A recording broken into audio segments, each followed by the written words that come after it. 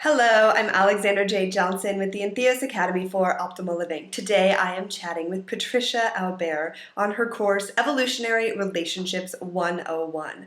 Patricia is a transformational educator and a contemporary spiritual teacher with a passionate focus on evolutionary relationships and collective consciousness.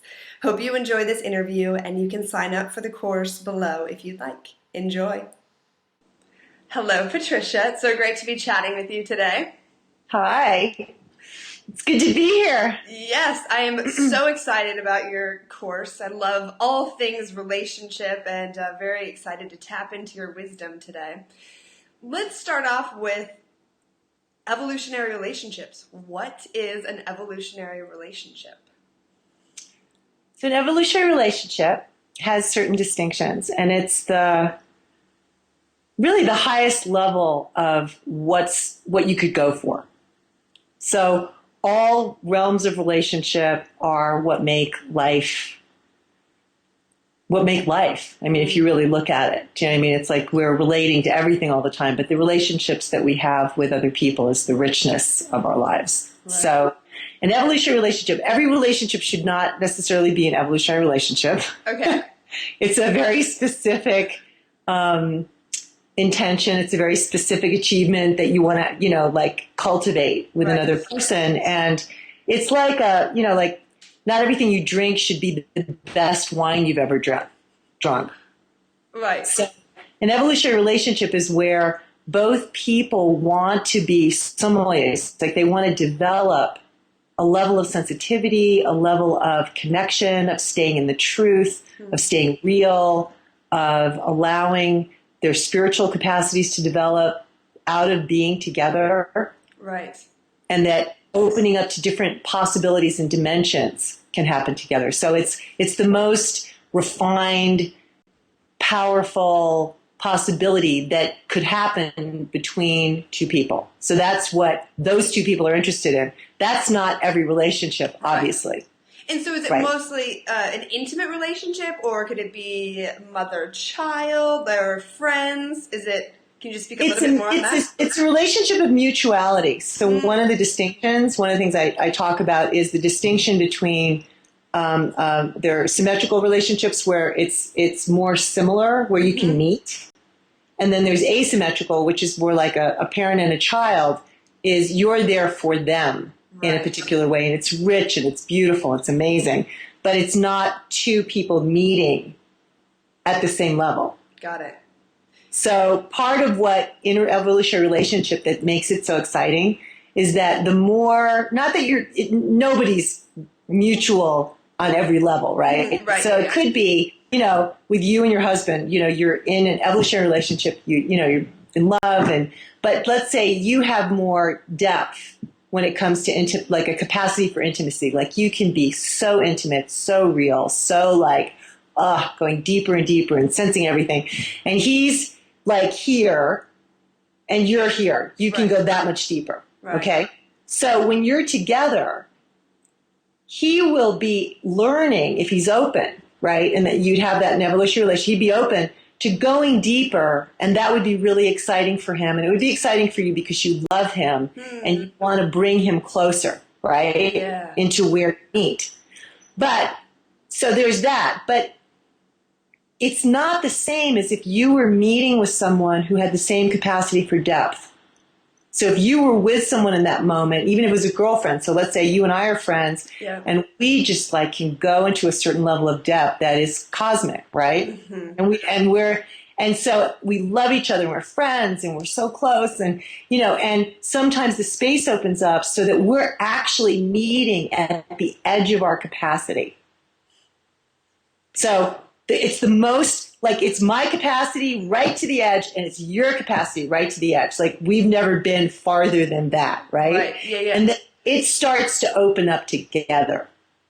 And that's where, in an evolutionary, that's the most exciting part of the evolutionary relationship, is where you start to meet in mutuality more and more places, because when it's the edge of both people, then the universe starts to actually take you places you've never been. Right, so it takes on a life of its own, kind of, and just pulls you forward?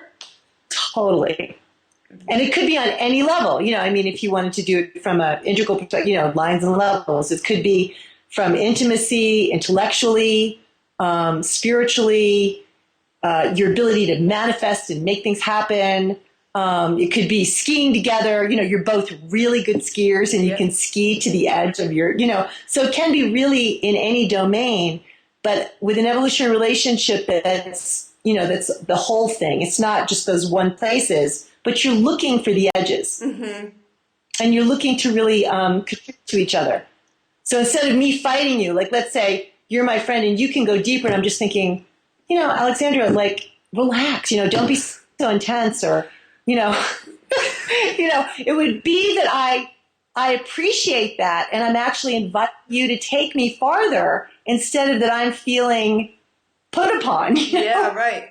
So what does it take for us? Yeah, totally. What does it take for us to open up into this? Because everyone watching this is going to be like, I want to go to my edge. I would assume everyone watching it is going to feel that. What does it take to kind of want that? Huh? Well, not everybody does. I think the first thing is you have to be honest. A lot of people like the status quo. Yeah. Probably not the people that'll be tuning into listening to this, video. Yeah. Or, taking the courses that are on the site.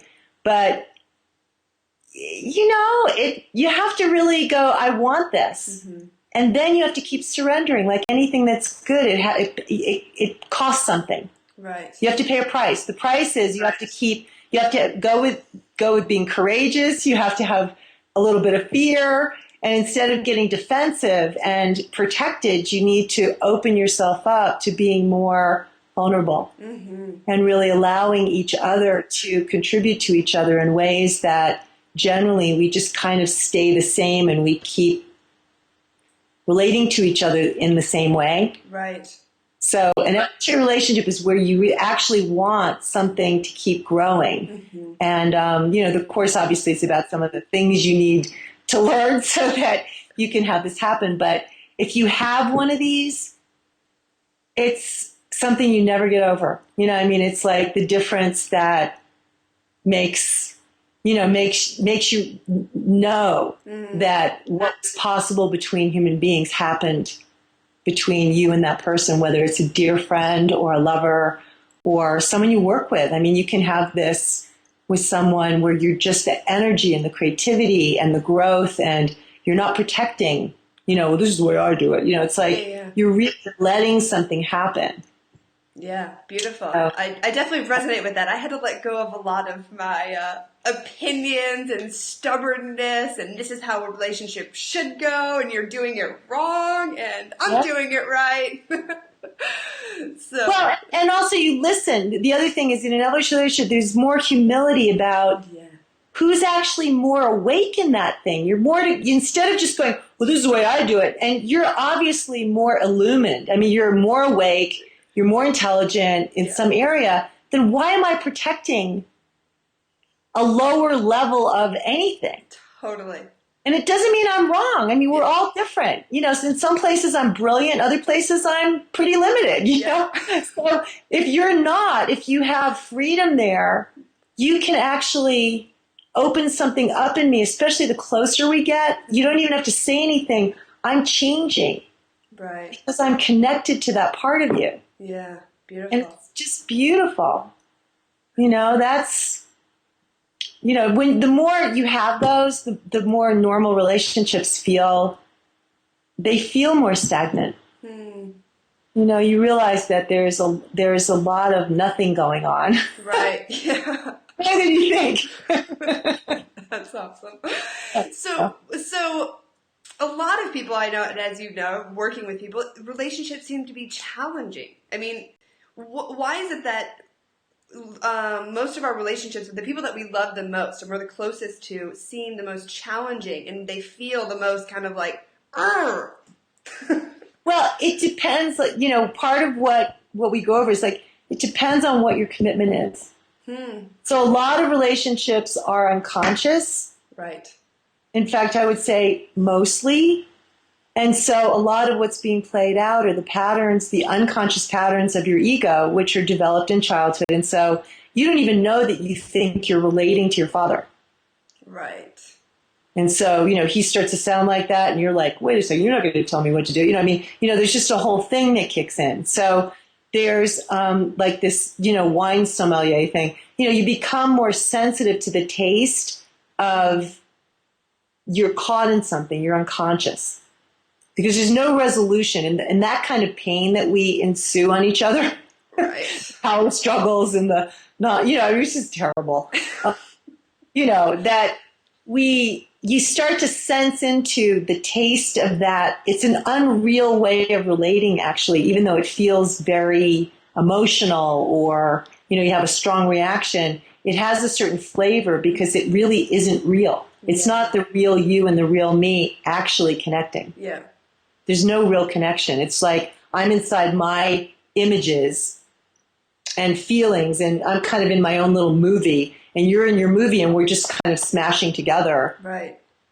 Horribly. It's kind of like, for me, there was an experience of kind of like, I feel like when I'm in that unconscious, like it's almost a trance. Like, yeah, I can't, like, I'm not even seeing him, it's just no, you aren't. It's crazy. It literally, it's so, I've done so much work on it, but I'm so aware of it. I'm like, I am nuts right now. Literally nuts. And you know what? When you're in that, there's ways that I teach in the course. This is the simplest exercise that is so beautiful. It's like one of the most powerful, simple ways to get close to what is here. You don't have to figure it out. You don't have to get it to turn out. You don't have to know what to do. You have to get, what I teach is to get very intimate. You get really close to the truth.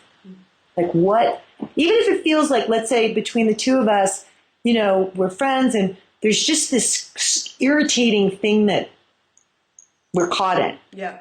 I'm just irritated. You're just irritating me, right?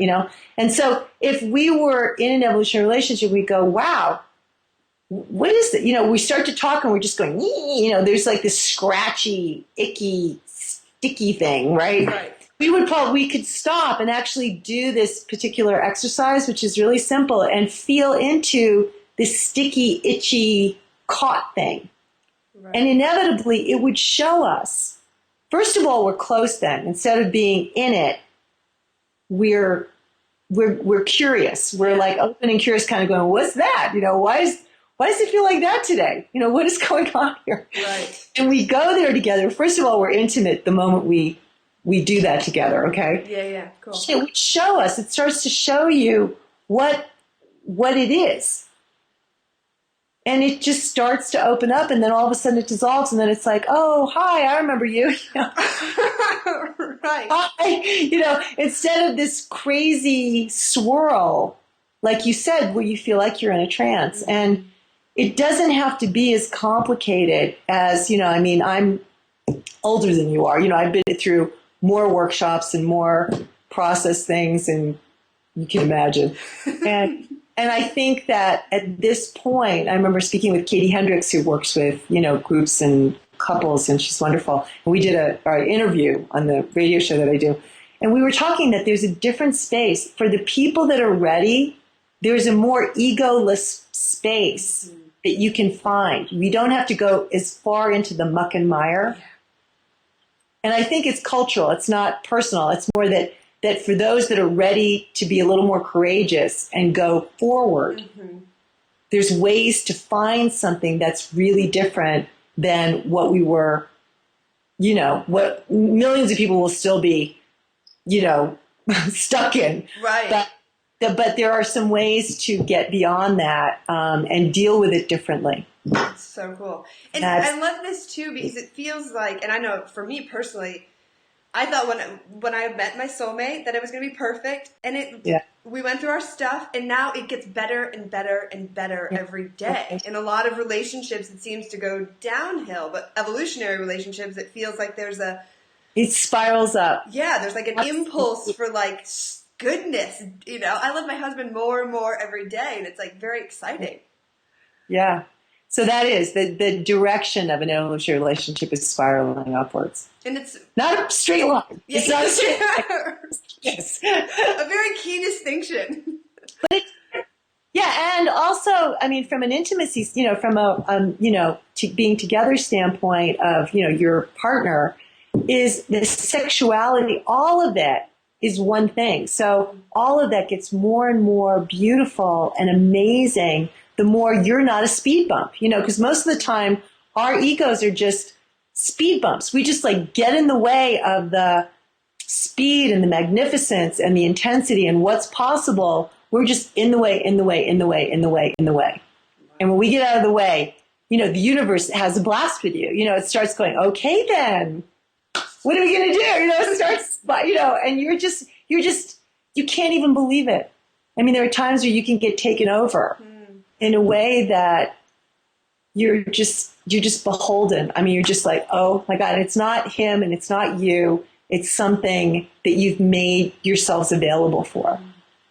And that's the promise of relationships for the people who want to take that on. It's like, it's not something everybody should do, but it is a true promise. Mm-hmm. It's something that we actually have innately in us, but it does take, like anything that's beautiful and amazing, it takes something. Yeah.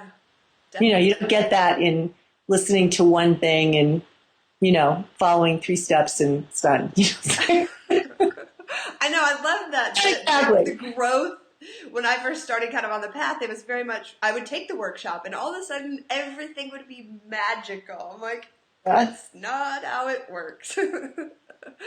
But it's definitely worth it. It's very cool. Yeah.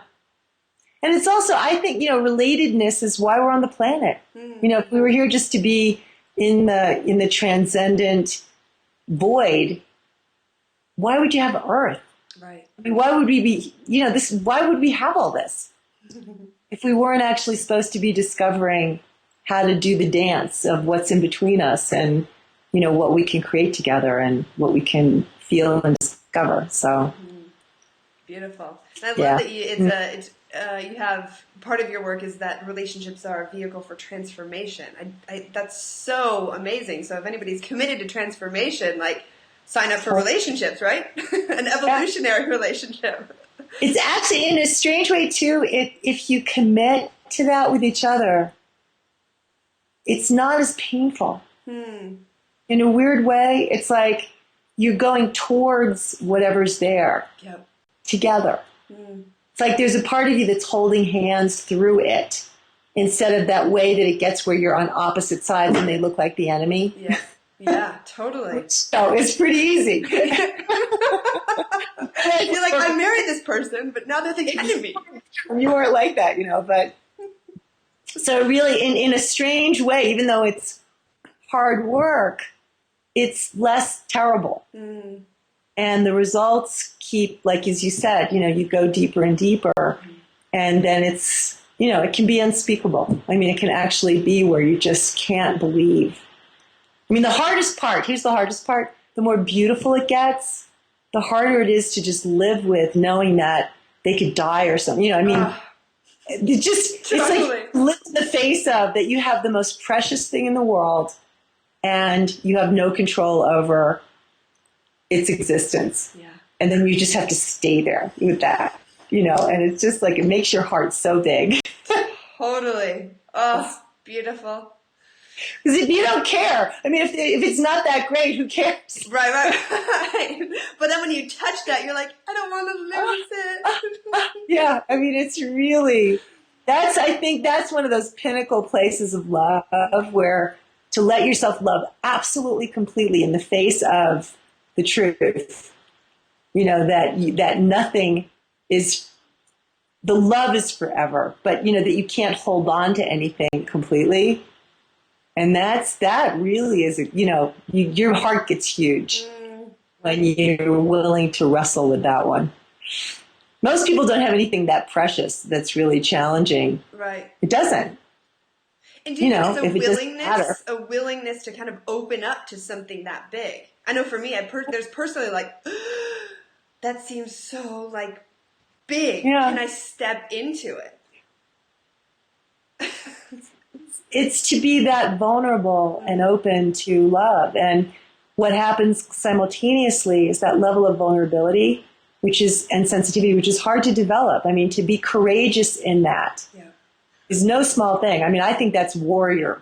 That's major warrior, Yeah. that kind of vulnerability. And that openness and permeability also opens you to your own true nature and to the universe and to the beauty of everything. Mm. So it happens both ways. But it is a different path. It's like the vulnerability warriors. Yeah, I it's a like that. bhakti path. I mean, in a certain heart path. Hmm. So, Fantastic. Well, mhm. thank you so much for sharing your wisdom. I'm inspired just in this short conversation to take my relationship to the next level, and excited about this course, and appreciate your wisdom and all of the passion and commitment that you have to sharing this. So thank you so much. Thank you. It was a pleasure talking to you. You too. Thank you. Okay, bye. Bye.